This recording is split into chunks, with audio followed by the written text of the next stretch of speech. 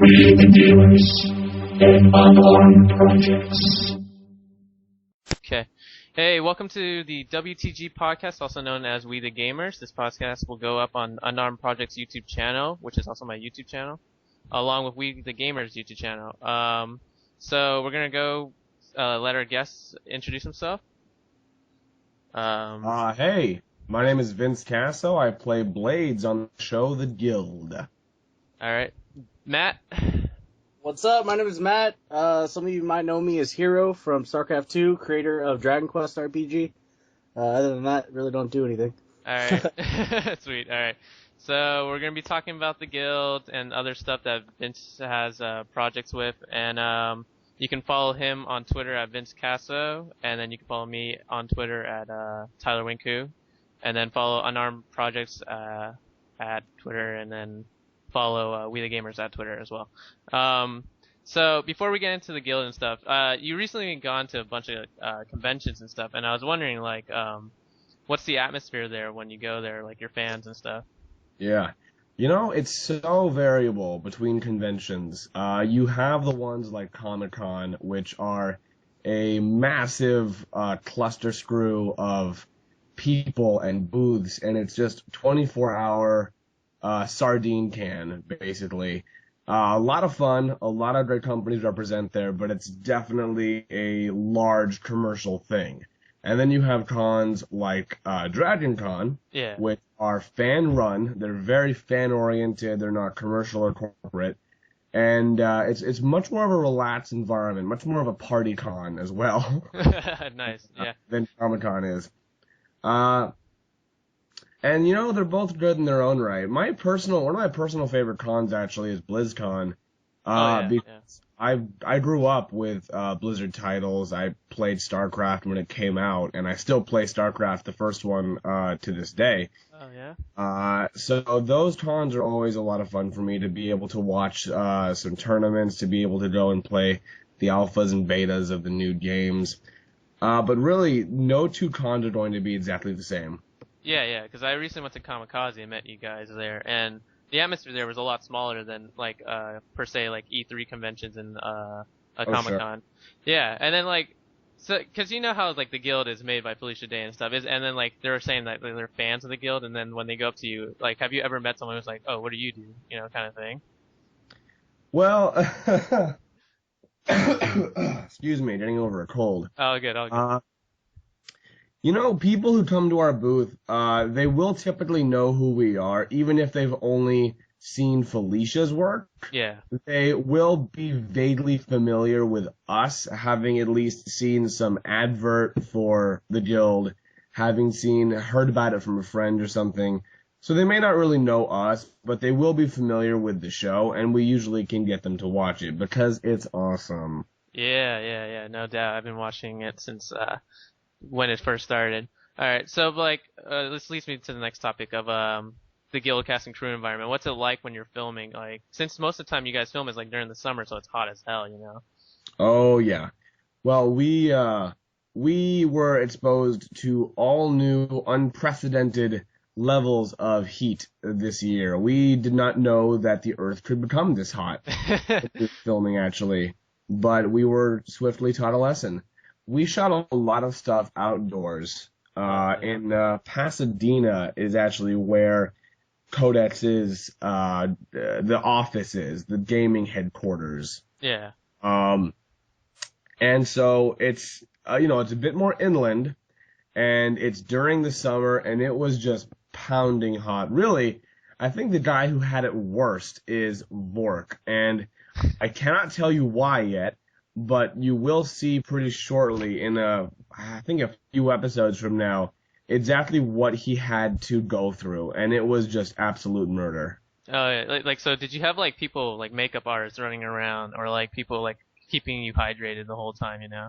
Oh yeah, we had a couple makeup people on set, as we usually do, and we had a lot of water being consumed, a lot of coolers all over the place, and we also had a lot of extras this season, similar to season 5 at the con, where we had an unprecedented number of extras. We also had a lot of people here at the gaming headquarters for various reasons, as you will see later in the series. But we had to build like holding areas for them, and we had to put them in certain places because if they stood outside for too long, they would melt. Yeah. And yeah. a puddle of extra is not of much use to us, so we gotta take care of them. Yeah, that sounds good. So before we get into like, you know, what to expect from season 6, if you can give us a little hints and stuff, but season 1 through 5 recap, you know, like the quality goes up every year because you guys are getting funded more money. So like, what are some of your best moments, you know, that you had while on the show, like filming and stuff? Oh, well, that's a good question. I usually say that my favorite season is season 5, and a lot of the stuff in there was just such a blast to do, especially with all of the guest stars. Yeah, the cameos, yeah. Yeah, I was fortunate enough to have one-on-one scenes with almost every single guest star that we brought on for that season. And then there's my favorite scene in pretty much the entire series, where I enter the hotel room party and I walk through the crowd of celebrities just having weird banter with all of them as I go by. And that was actually the first time in the guild where I improvised pretty much the entire scene. Wow, okay. Previous to that, I've always been one to stick very closely to script, doing some minor improv here and there. But for this scene, Sean Becker, our director for season 5, just said, "You know what, man, just do whatever. Just go nuts, see what happens." And so I improvised the bulk of the dialogue, and it was so much fun. It was an incredible amount of fun. Okay, so since you had to improv it, so I'm assuming the cameos as well, improv it, like all the celebrities improv their own lines as well? Well, for that scene, that was a scene where I'm walking through the crowd and they're all completely ignoring me. Oh, that's so they were having like their own little conversations amongst themselves, but they weren't actually reacting to me because I'm a loser. yeah, that's right. It's a cheesy beard. Yeah. All right, so leading to season 6, you know, Codex gets her job and stuff, and then you still have problems with Bruiser from the oh yeah, Axis of Anarchy we saw in episode 1. That's in the first 15 seconds of episode 1 right there. Blade's getting his ass handed to him. Yeah. So we can still see that like every season that, you know, someone from the group has a core problem. I'm assuming Bruiser is going to be your main problem. Is there like, what am I trying to say? Like a development of Bruiser character since he's going to be like your problem throughout the whole season? Oh yeah, there's actually it's not a long or large plot arc with Bruiser, but there actually is a fairly significant story development regarding Bruiser, but you will not see it until I think the last episode. The last episode, okay. So keep that in mind and keep an eye out for it. Sounds good. I think we just lost Matt. Matt, you back here yet? Yeah. What the heck happened? My computer blue screened on me. Oh, wow, you just like missed half of it. Alright, we're getting back on this track. So like, with the past other seasons too, with character development, you know, Codex has her thing, Zabu changes, and we haven't seen Blades or Tink that much change. Now, did Felicia Day like write in some more character development for your characters this season? Well, I can say that Tink has a pretty major character development in this season. Blades does not. Oh well, that's too bad. You know what? Throughout the entire show, Blades is Blades. Yeah, like no as far as Blades goes, he is pretty much that's really what he is, and that's really all I can expect him to be. That sounds good. So you will never stop seeing Blades simply being Blades. All right, that sounds good. So you own your own company. Is there any upcoming projects for yourself soon? You know? You mean acting wise or otherwise? Acting wise, otherwise, wherever you feel like. Well, yeah, I mean, acting-wise, I'm currently attached to a show being pitched to HBO as one of the leads. Oh, sweet. And I'm also attached as the lead voice for a cartoon in pre-production, and I'm recording a video game in a few months. Oh, sweet. So I have quite a bit going on. I can't, unfortunately, divulge too many details. That's all right. That's all right. But I do have plenty coming down the pipeline. Mm. As far as my company goes, yeah, I started that a good few months ago now after about 4 years in the marketing field and business dev field. And it's basically a full-service online marketing firm. So what we do is we offer to any company who is interested, anyone who wants to get their brand out there, get their products or services out there. We do full-service marketing, things like search engine optimization, social media, blogging, web design, web dev, article marketing, press release marketing. Every aspect of marketing that can be done online, we will generally cover, as well as reputation management and more specified services like that. The company is called New Era Marketing Services, and our website is neweramarketingservices.com. Currently, it's being polished up due to some changes with our service, but it will be live in likely a few days, and people can go there and see what it's all about. Yeah. Awesome. So, at Kamikaze, you said that you were a major book reader. Like, what are your favorite types of genre of books? Stuff. Generally, my favorite types of books, I really love mystery. I adore mystery. I love puzzles. I love things that need to be solved. So a very well-written mystery, which can be very difficult to do, is always appealing to me. I really enjoy sci-fi, one of my favorite genres by far. I have a passive enjoyment of fantasy. I don't know, fantasy has to be a very specific kind of book to really grab me if it's in the fantasy genre. Yeah. Aside from that, I'm not so much interested in books that depict things that are too, I don't know if I'm using this word right, this is kind of hard to explain, but books that depict something that is too realistic or too something that could happen in someone's everyday life. I want to be taken somewhere kind of fantastic. Yeah, I know, I see.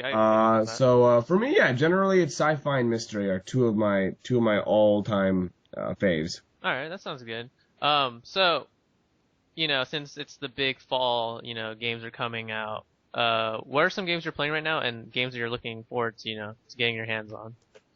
Well, unfortunately, I have not had as much time as I might like to play some of the newer titles, running my startup and all that kind of stuff going on, in addition to the guild. Right now, I had just played Mass Effect 3. Oh, nice. Recently. I'm tentatively replaying Skyrim because I lost my save after like 30, 40 hours of gameplay. That sucks. So I was mildly upset after that. I still play StarCraft very frequently, the first one on a routine basis, and I compete against my friends and stuff. Obviously nothing big leagues, just little stuff for fun. Yeah. Let's see. Yeah, I was playing Dead Space for a bit. There are a few games I'm looking forward to, though. I've been watching some trailers for Dishonored. Yes, Dishonored. That's pretty interesting. It was good. And I'm pretty sure it's a Bethesda title, right? Yeah, it is. It's, Bethesda titles, Skyrim, like, probably number one, and then usually with them, it's like, 4 years, and then you'll get another good title, but, Dishonored looks pretty good. So. Yeah, I generally like most things Bethesda crunches out, so I will probably be giving that game a look. There are some others I'm interested in right now, some indie titles that I've been looking at. I've been playing Minecraft for freaking ages, ever since it came out for PC, the beta. The beta. Now everybody's on the bandwagon. Yeah, that game is, it's one of those games where I'll play it for a while and I'll just be freaking loving it. and then I'll be like, what am I doing? And I'll get so bored of it for a while. And then time will go by, and I'll be like, man, I really miss Minecraft. And I'll just go back to it for a while. And it'll just repeat. It'll repeat like that. It's a love-hate relationship. I do that all the time. Now, okay. Yeah, that's my story. You said that you played Mass Effect and you beat it, but did you like the ending? Like, because most people were generally upset with the ending, and they had to release another content. I would warn you to not get me started on this. Basically, I'll try and keep it in a nutshell. I thought the original ending was very, very poorly executed, to put it in as political terms as I can. I thought it failed on execution on a technical level, just the storytelling and the way it was done in the gameplay, and also from a plot standpoint. The DLC they released, which thank God they released something, that handled my issues of how it was executed technically. I thought it turned the ending into a very moving, very heartfelt, very well-executed ending. However, it did not address my issues of plot. Yeah. I felt that the initial story idea that the game team actually had should have been what they used in the end, because some people don't know this, but originally the ending of Mass Effect 3 was going to be around the subject of dark matter. Oh, really? It was not about organics versus synthetics. That freaking tired ancient plot. I cannot stand it.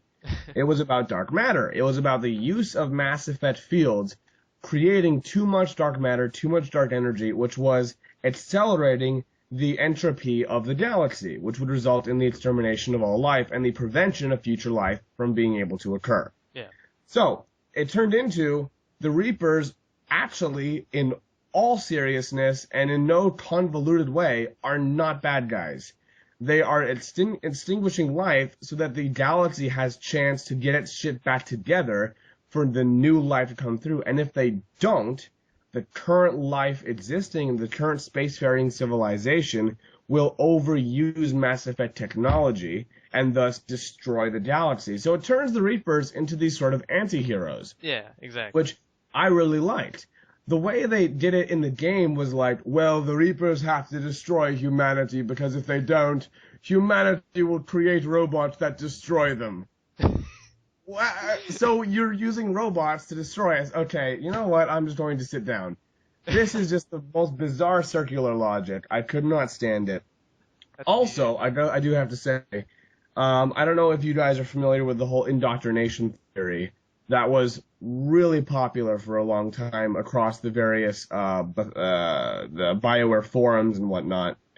But I really hoped BioWare would run with that because it had such a massive public support, and they could have become plot RPG gods if they had followed the fans' idea to turn it down an indoctrination route. Anyone listening to this who understands that theory will hopefully agree with me because it was freaking awesome. Yeah. But in a nutshell, that's my idea on. Oh no, Mass Effect. Oh man. So we know that Geek and Sundry has other projects besides the Guild. They have Tabletop with Will Wheaton, The Flog, written by kids. We haven't seen you in it yet. Are you gonna be like showing on Tabletop with Will Wheaton or The Flog with Felicia anytime soon? Well, we had that recent episode with Sandeep in it, and I think the intention is actually to have various cast members from the Guild have their own involvement over time. Yeah. She and I have been in talks about having a segment with me in one of the episodes, also having certain cast members host other episodes. So nothing's really set in stone, but definitely look forward to us contributing to the vlog. That's definitely her intention. All right, that's good. That's good. So for people like us, trying to start up a YouTube channel, or people who are just trying to, do what they love to do, what advice would you give to people like starting up or maintaining videos? Because it seems like you put in 1 or 2 videos here, but then you kind of give up because you're not getting the feedback. So what's your advice? Right. Well, honestly, this comes down to a few key qualities, a few key things to keep in mind. First and foremost is you gotta do something that you're passionate about. You gotta do something that actually means something to you, because if you don't, if you're just doing it for, you're trying to make some money out of it, you're trying to do X, Y, or Z, and it's not something that you actually care that much about, it's going to be very difficult, it's going to be soul-crushing, and you're going to have a hard time keeping up with it. Secondly, is just to produce a lot. Just get material out. When you've chosen a niche, when you've chosen a subject matter that you're really passionate about, that you want to produce content about or do something within, you gotta just dive in head first, commit to it, and get that content out. So commit to, say, 2 videos a week, 3 videos a week, however many you do. Commit to getting the material out, having it be fresh, having it be new, having it be something that you, being part of that niche or that fandom, something that you would really want to watch or really want to read or want to take part in. Because if you really honestly think, wow, I would love to watch this video, being someone who likes this kind of thing, then there will be other people who will as well. There will always be people who are interested in that subject. Then, once you've got people watching it, pay attention to your fan base. Pay attention to your followers for the kind of material that they like, you know? Yeah. Survey them routinely. See what it is they may want to see from you in the future. Ways you can improve your content. Improve the production value of it. And just over time continue to refine and zero in on exactly what it is that market, that niche wants to consume, and very shortly, over time, you will have a specific and yet extremely highly appealing product or service or channel or what have you that is very consumable by that niche, and you will become popular if you just follow that dedicatedly and really stick with it. Yeah, no doubt. That sounds perfectly. So we know you guys just finished filming season 6, but is there a hint for season 7? Interesting question, sir. Right now, for all intents and purposes, no. No. We got season 6 rolling out. Plans for season 7, if they do or do not exist, what they are or are not, I literally have no freaking clue. This kind of stuff is typically not revealed to the actors until we're about to shoot. Shoot, exactly. So we'll get like an idea of, oh yeah, we're doing another season. Okay, cool. But plot-wise, we're not going to know what the plot is until maybe a week before our table read. And the table read is usually only a week or 2 before we shoot. Yeah, sounds good. All right. Well, a few more things before we close out the podcast. Well, since you said there's no hint, well, I was going to be like, oh, you can always call me to be an extra. But that's kind of going down the drain now. So, besides that, you're also a magician, I heard, right? Oh, yeah. Now, is it just like card tricks, or is it like, the drapes and you like make things appear kind of thing? I'm not really one for the grand illusion, stage magic kind of stuff. I prefer the material that can be done anywhere, anytime, at the drop of a hat for anyone. The real sort of impromptu, close-up, some people call, street magic, Street magic, like David, Street magic, man, yeah. Yeah. I don't know what that was. I went urban for a second there. But mostly cards. I do some coin work. I've done some rope work in the past, but that's more tailored to like a parlor setting. Yeah, I don't use gimmicks. I don't use like machinery or trick decks. I think it's cheating. All of my material is sleight of hand, and I do a lot of big flourishy stuff too, like big like card fans and the massive waterfall type things, which you've seen some of on the show. Yeah. But that's really my forte. All right. So the last question before we go into the closing stuff. So you guys put out, I think, was it 3 music videos? Yeah. So, are you guys hinting on like another music video anytime soon for this season, or no? I think the last one you guys did was "I'm the One That's Cool," right? Oh yeah. And where now? Okay, I always wondered this because when you're doing scenes, because you get dumped into a toilet, right? Like, Yeah. is it is it just like a toilet you guys buy and then like it's like then you add water in it kind of thing? No, that was an actual public high school toilet. Oh God. Nice. There you go. True commitment. Yeah, we cleaned it very thoroughly for about an hour before doing that scene. But yes, that was an actual used public high school toilet in a public high school. Oh God, that just sounds pretty bad. The things you do. Awesome. All right, so Things I do for the show. yeah, very true. Can't even get over that. All right, so we're gonna close right now, guys. Thank you. Thanks to Vince for joining us on our podcast at WTG Podcast, also known as We the Gamers. Once again, you can follow me on Twitter at Tyler Winku. You can also follow Vince at Vince Caso and his New Era at Twitter, I believe, right? Yeah, I mean, neweramarketingservices.com is the best place to find us. We do have a Twitter account that we literally just put up, so there's nothing there. But the website will give you all the data. All right, sounds good. So we'll have that below under shared topic under the YouTube channel. So once again, thank you, Vince, and good night, everyone. Thank you.